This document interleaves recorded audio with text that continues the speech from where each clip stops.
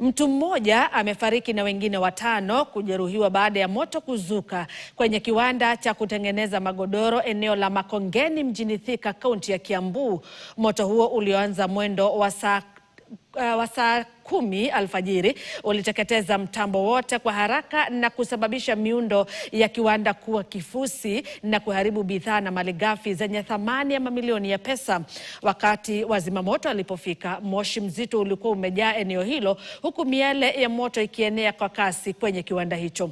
Walioshuhudia walisema kuwa wafanyikazi waliojeruhiwa walikimbizwa kwenye hospitali tofauti za Thika na viunga vyake kwa matibabu ya dharura. Mattress na wanatengenezanga pia nini zinaitwa mattress na carpet. Sasa kulingana na hiyo vile hiyo gas ilikuja ikalipuka, ndo ilifanya hizi vitu zote zikakuja zika happen hiyo design.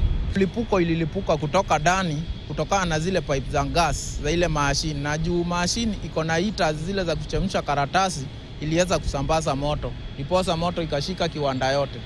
Na ukiangalia nyuma yangu kuna mtungi uko hapo nje wa gas. Hata sasa ukisikiza kuna milipuko bado inaendelea huko ndani.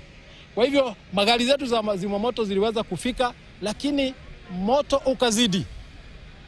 Kwa hivyo tuliita usaidizi ama tulitisha usaidizi kwa county government ya Murang'a na pia gari zao zikaja. Kwa hivyo kwa sasa tumeweza kuudhibiti huu moto, 80% tumeweza kuudhibiti moto, lakini tunaendelea. So ile kitu tunaomba na watu wa fire, tutaongeza hydrant mingi, lakini vile wameleta maji juu hata moto iko karibu hapa, tuko na hydrant mingi zimeleta maji, na hiyo maji tumeweza kucontain hiyo fire.